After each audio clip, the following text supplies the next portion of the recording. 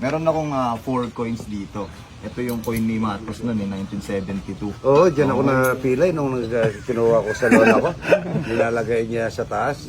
Kinuha ko yan, tapos nahulog ako. Yung ibang magician, meron silang mga long sleeve, di ba? Doon nila tinatago yung mga secret nila. Ako, hindi naman ako naka-long sleeve. Ganito idol. Ganito mo yung kamay mo. Yan. Ganito yung idea.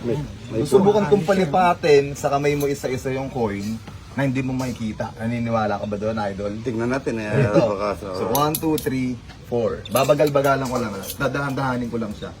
4, parang ganito. 4 coins. Yun yung first coin. Yun yung first coin. Ulit.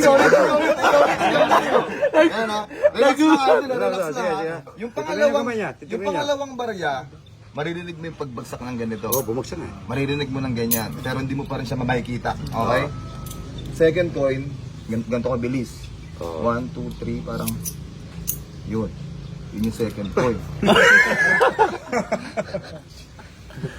Magic yan, idol. Third coin. 1, 2, Balay mo na rin,